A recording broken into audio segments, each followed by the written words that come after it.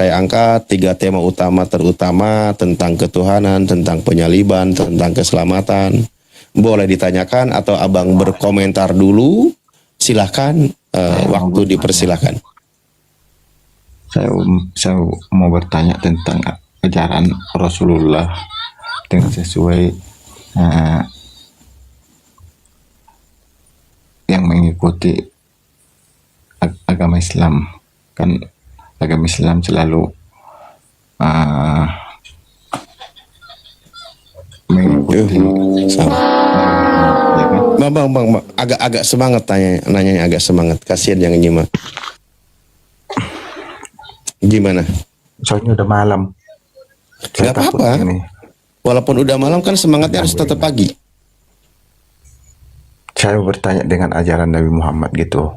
Itu aja. Ada ya silakan. Pertanyaan pertama tentang Nabi Muhammad yang menikahi Siti Aisyah di umur, kalau bisa dibilang masih anak-anak ya. Dalam logikanya, kalau kita menikahi di bawah umur, kita udah menyalahin aturan. Dan juga di segi ini logika, nggak mungkin kan kita menikahi anak di bawah 1 umur dan juga bersetubuh dengan anak itu kan. Nah, terus yang kedua, dengan ajaran Nabi yang mengatakan bahwa di surga itu bakalan ada 7 bidadari yang bergelantungan di jenggot lah. Itu yang saya dengar dari terus di yang ketiga, kenapa ada mati syahadat, membunuh sesama manusia itu, di 3 pertanyaan itu. Mati syahadat. Oke, baik, terima kasih.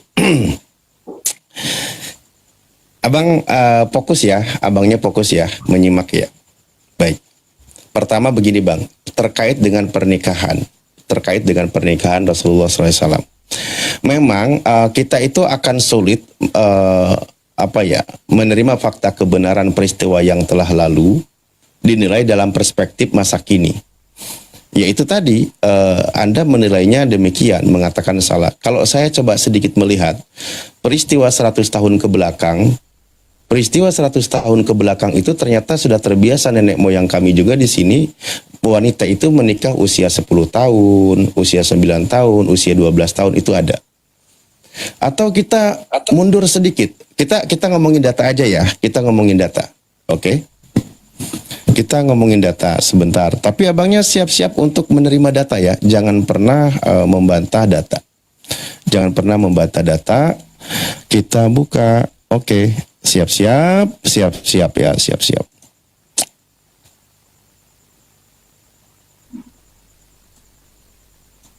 Saya buka. Ini data, ini semua data ya, datanya valid semua. Oke, kita buka contoh usia pernikahan. Ini sebelum kau mundur lagi ke zaman dulu ya. Kita melihat di masa, saya gedein dulu. Saya putar kamera. Oke, saya putar kamera. Abangnya saya kecilin dulu ya. Sebentar. Nah ini, biar kelihatan jelas. Ini data usia, ya kita langsung ke terjemahan aja ya, kita baca ya. Kita baca langsung ke terjemahan. Mari kita lihat. Usia persetujuan, maksudnya pernikahan di sini dalam sejarah Eropa dan Amerika. Ini dimuat tahun 2013. Di sini dikatakan ternyata ini Profesor Sejarah Margaret Wedge Lambert di sini berkata, perlu diingat bahwa banyak janda di abad pertengahan tidak tua, para pewaris penting sering menikah di antara usia 5 dan 10 tahun dan mungkin mendapati diri mereka menjanda saat masih muda. Ini di Eropa ya. Di Eropa yang tahun 1900-an, ya artinya satu abad ke belakang lah, di mana mayoritas kekristenan juga lagi kuat-kuatnya di Eropa. Ternyata bagi mereka di sini, tadi ini profesor semua yang bicara ya, Profesor Sejarawan Margaret, Profesor Richard Watley di sini juga dikatakan bahwa di sini apa? Dengan kasus-kasus yang terdokumentasi tentang pengantin wanita semuda 7 tahun. Ternyata di Eropa kekristenan itu sudah terbiasa, ada di Inggris dan sebagainya. Ini banyak ya.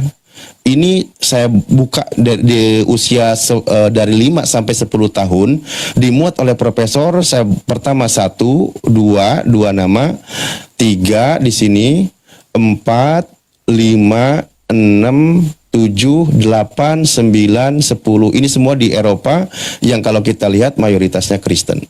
Baik, sekarang kita mundur lagi lebih jauh. Ke abad pertama. Abad pertama dalam pemahaman Katolik di sini, ensiklopedia Katolik ya, New Advent dijelaskan bahwa di sini dijelaskan pernikahan Maria ibu Tuhanmu itu ternyata dia menikah di usia 12 tahun. Ya kan?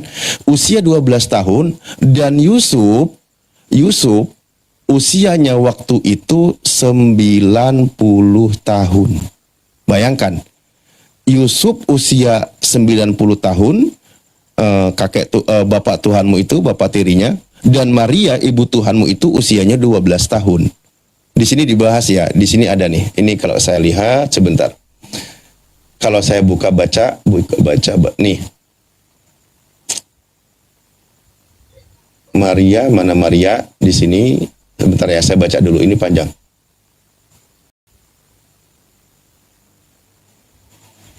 Pernikahan Maria.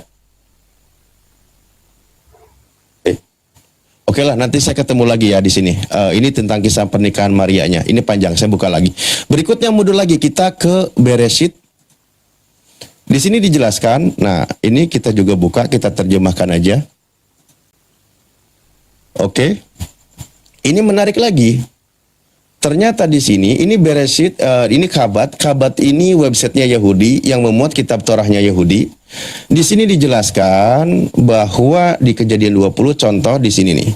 40 tahun ketika Abraham datang, ini kisah pernikahan Ribka dan juga Ishak, berarti menantunya Abraham ya. Di sini dikatakan nih, saya langsung di bold di sini nih. Umur Sarah adalah 120 tahun, menjadikan Ishak berumur 37 tahun. Dan pada waktu itu Ribka lahir. Ia menunggunya sampai ia layak untuk berhubungan perkawinan 3 tahun lalu menikahinya. Ini kakek moyangnya Yesus, oke? Kakek moyangnya Yesus di sini yang bernama Ishak, dia menikah dengan istrinya Ribka, usianya cuma 3 tahun, lebih 1 hari. Jadi ternyata memang dalam tradisi Yahudi banyak. Ini banyak yang membahasnya ya. Mari kita lihat lagi. Pernikahan-pernikahan umur usia muda ini. Ini dalam website yang tadi ya. Ini tadi di kabar, di sini dibahas juga. Tentang berusia nih. Rabi Salomo dalam komentarnya dalam kitab Kejadian mengatakan bahwa Ribka ketika menikah dengan Ishak baru berusia 3 tahun. Ini ya. Oke. Baru berusia 3 tahun. Ini Rabi Salomo. Kita lihat Rabi siapa lagi. Oke, ke bawah. Di sini juga dijelaskan. Selain itu juga telah kami sampaikan oleh pihak Ishak dari Ribka nih. Ia berumur 3 tahun ketika ia memeluknya. Berusia legal termuda seorang perempuan untuk menikah. Ini ngeri kali dah. Jadi ibu Tuhanmu usianya 12 tahun. Kakekmu yang Tuhanmu usianya 3 tahun. Nah, terus kenapa yang kalian komentari pernikahan pernikahan Nabi kami? Kenapa nggak pernikahan kakek moyang Tuhanmu aja? Terus saya jawab ya tentang Nah, silakan. itu. Nah, itu kan bukan Yesus atau pengikutnya atau ah, penginjilnya yang melakukan itu. Ini secara real Nabi Muhammad loh, dari inti semua agama Islam yang melakukan begitu.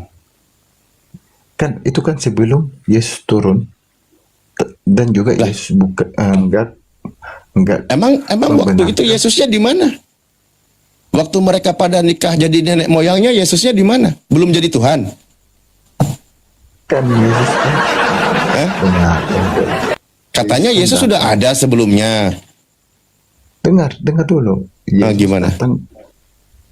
Yesus datang ke dunia buat menggenapin Injil hukum, Injil perjanjian lama, melengkapi semua. Itulah ada namanya kasih setelah Yesus lahir. Tapi kan di ajaran Islam kan Nabi Muhammad secara intinya yang semua keseluruhannya Islam mengikuti Nabi Muhammad. Nabi Muhammad yang melakukan itu, bukan Yesus sendiri atau pengikutnya. Ini Nabi Muhammad loh yang mengikuti. Apakah Apa benar sih? contoh begitu? Apa abangnya mau bilang apa? Kenapa? Bang, apa yang mau dibahas sekarang?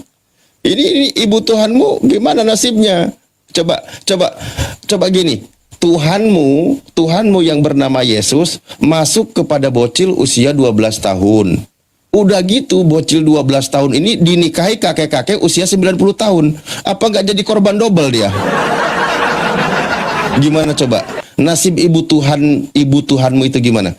Tuhanmu masuk ke rahim bocil usia 12 tahun. Oke? Sudah dari dalam dimasukin Tuhan, dari luar dinikahin kakek-kakek usia 90 tahun. 1 abad, Bang. 1 abad menikahi bocil usia masih belasan tahun, 12 tahun. Itu kayak mana coba? Coba kau kasih pesan moral. Kritik dulu. Jangan ke Nabi kami dulu, ya. Ini kritik Tuhanmu dulu deh. Ya. Kan nggak ada urusan kan dengan Nabi kami kan? Coba, kalau Anda mau kritisi Tuhanmu itu. Kok tega kali masuk ke rahim bocil yang baru berusia, itu pun kan ketika 12 tahun itu sudah hamil. Bisa jadi dia masuknya kan dari usia 11 tahun. Nah, coba, kenapa Tuhanmu masuk ke rahim bocil kayak gitu? Dari dalam diisi, dari luar juga mau diisi. Ayo, kakek-kakek lagi. Hampir 1 abad lagi usianya. Gimana coba? Itu kan udah kuasa Allah Bapa. Allah Bapa. Bunda Maria perawan. Berarti gak ada masalah ya? Bukan itu, dengar dulu. Gimana? Bunda Maria perawan. Wanita perawan. Ya tahu, sekarang udah bilang tadi Bunda Maria wanita perawan yang usianya 12 tahun dinikahi kakek-kakek yang usianya hampir seabad. Tapi kan, apa nggak sadis itu Tuhanmu itu masuk ke rahim bocil itu? Ngerti nggak kalau perawan? Perawan ngerti nggak? Perawan apa? Tahu lah, bini gua dulu perawan, gua nikahin kayak mana sih? Berarti nggak disetubuhin. Ini kan Siti Aisyah disetubuhin. Makanya lah itu Tuhanmu masuk ke rahim perawan, terus dinikahi kakek-kakek. Tapi kan nggak disetubuhin. Ya, emang kamu ngintip? Kan perawan. Ya kan perawan kan? Ya waktu dinikahin ya memang perawan, tapi sudah hamil duluan. Bukan hamil. Ya waktu dinikahin oleh Yusuf kan udah hamil duluan. Kan mujizat Allah Bapa kan yang memberi kandungan ke seorang perawan.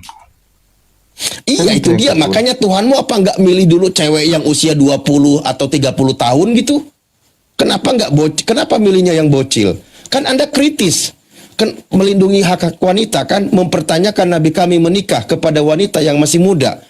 Kenapa Tuhanmu justru malah milih masih bocil? Kenapa nggak milih misal mungkin ibunya Maria kek yang agak tuaan gitu loh? Jangan yang masih bocil gitu loh.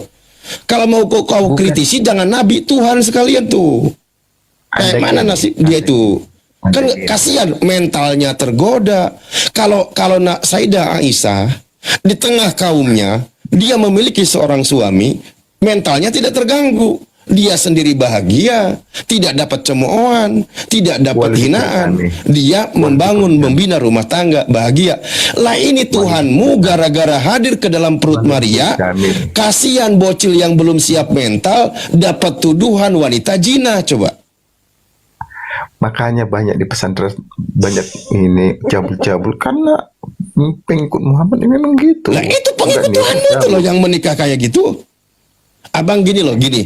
Saya saran sama abang ya. Gini saya saran sama abang. Kalau abang tidak ada niat jadi penghujat, jangan belajar jadi penghujat, oke? Kalau abang niatnya jadi orang, kalau ada peluang jadi orang baik, jangan mencari peluang jadi penghujat, oke? Kalau abang tahu atau ingin menjadi murid si Kudis membahas materi-materi ini, atau abang belum profesional jadi penghujat, jangan naik dulu ya.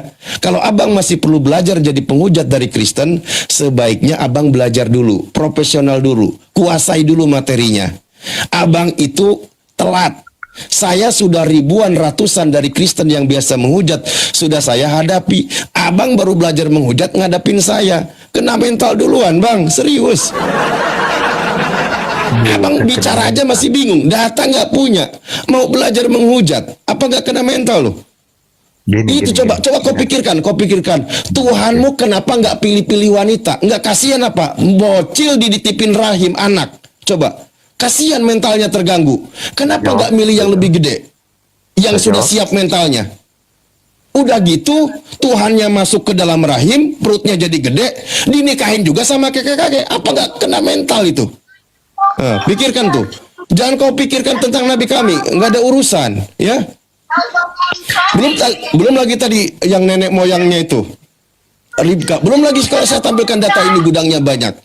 Cuman ya aku satu persatu aja dulu lah, terlalu banyak saya bukanya. Kasihan loh ini. Mental wanita yang masih muda ini. Kalau Sayyidah Aisyah itu, dia mentalnya bahagia. Dia tidak dapat tekanan. Dia bahagia, dia menikah, dia berumah tangga. Kena mental dia. Kena mental dia. Makanya aku bilang abangku, saya bilang pesan ya, kalau abang mau jadi penghujat baru belajar sehari dua hari, saran saya, jangan naik komal dulu, kuatkan mental dulu, latihan dulu. Saya sudah 7 tahun berdiskusi dengan teman Kristen, sudah banyak dari tipikal Kristen yang saya hadapi bang. Model abang yang baru masih belajar kayak gini bang, model aduh kasihan malah abangnya, ya. Belajar profesional dulu jadi penghujat, belajar sama si Edis, belajar sama Kiamat, belajar sama mereka yang sudah mulai belajar. Persiapkan juga mentalnya ketika dapat serangan gitu, siapkan datanya gitu bang. Atau kalau memang abangnya tidak ada bahan jadi penghujat, jangan pernah belajar menghujat. Lebih baik belajar jadi orang baik, oke? Kan nggak ada salahnya jadi orang baik bang, nggak ada salahnya kan? Nggak ada salahnya jadi orang baik. Daripada Anda belajar jadi penghujat gitu loh. Mendingan belajar jadi orang baik. Oke? Ya udah kalau gitu saya gedein Anda kecilin, nanti bantu di mute, saya tampilkan data kalau gitu. Ya, saya tampilkan data. Saya akan tampilkan data ya. Saya akan tampilkan data di mute ya teman-teman. Ini saya kasih tahu datanya. Ini data-data yang tadi saya tampilkan ya. Yang saya bawa tadi. Kamu itu udahlah bang. Kalau sudah kena mental begitu, ini gudang saya nih. Ini gudang saya nih. Nih. Ini perlu saya buka ngadepin model kalian.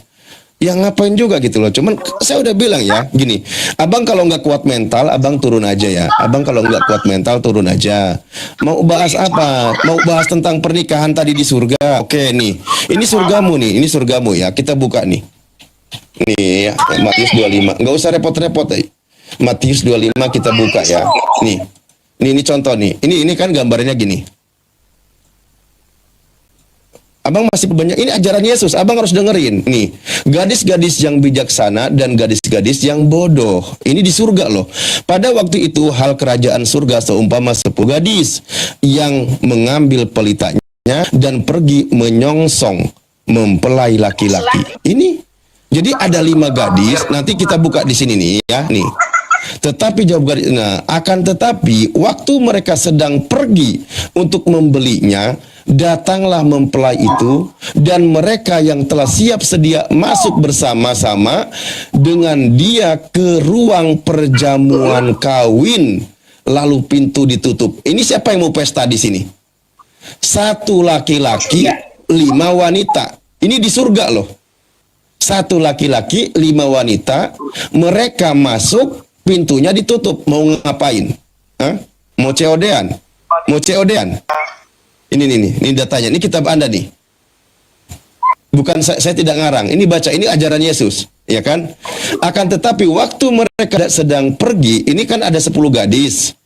Yang 5 gadis bijaksana, yang 5 disebut gadis bodoh. Yang gadis bodoh ini kehabisan minyak. Ini di surga loh, dia di surga kehabisan minyak. Ini minyak buat lampu ya teman-teman, bukan minyak oles ya teman-teman ya. Ini minyak lampu. Nah, karena lenteranya dia mati. Nah, ketika dia beli minyak, 5 yang bijaksana, tiba-tiba mempelai laki-lakinya datang. Maka yang 5 ini masuk ke ruang perjamuan kawin, lalu pintunya ditutup. Pertanyaan saya, mau ngapain dia? Udah ya, ini kehidupan di surga ya. Udah aku bilang dari tadi, saya bilang, kalau kamu nggak ada bahan untuk menghujat, saran saya jangan menghujat ya. Jangan menghujat, jadi orang baik aja, jadi orang baik ya. Atau kalau kamu mau jadi penghujat Kristen, belajar kepada senior-senior kalian, kuatkan mental, kuatkan data. Jangan modal berani nanya gitu, naik komal. Ya habislah kalian. Sudah banyak oten yang aku hadapin. Gudang data juga aku siapin. Kau cuma modal congor doang mau menghujat. Ya aku nasihatin gitu ya. Ya.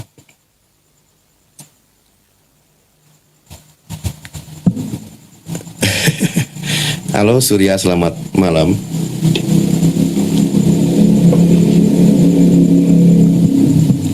Ya, halo. Dikasih saran baik-baik ya teman-teman Kristen ya. Kalau nggak ada bahan penghujat, kalau nggak ada bakat jadi penghujat, jangan menghujat. Atau kalau ada peluang niat jadi orang baik, kenapa nggak jadi orang baik aja? Atau kalian mau jadi penghujat profesional, belajar sama senior-senior kalian yang sering menghujat gitu ya. Kalau sudah siap mental, siap ilmu, ya baru. Matius 25 tadi. Halo, Iya, Matius 25 tadi. Pak Surya. Silakan dibuka dulu kameranya Pak. Langsung aja lah. Aku mau jadi nabi. Ya, kalau nggak sanggup, nggak usah naik ya Pak ya. Saya udah bilang berkali-kali, saya tidak maksa Anda naik. Kalau tidak sanggup, jangan paksakan. Jangan paksakan. Ya, santai kok dengan saya. Santai kali. Nggak perlu maksa naik. Kecuali nanti kalau ada saudara-saudara saya yang lain naik, kalau ada mau diskusi, yang sudah mulai, yang boleh tidak open cam, ya silakan itu ya. Ini kalau lagi eksklusif begini, teman-teman itu dikasih ruang loh, dikasih kursi spesial di sini. Dikasih kursi yang spesial, waktu berbicara juga dikasih. Tadi juga dikasih waktu berbicara kok. Ya kan? Yang penting kalian buka dulu kamera, mau bahas apa ya silakan. Tunjukkan diri Anda, kan gitu. Oke? Enak. Kalau tidak sanggup, tidak mampu, jangan paksakan diri.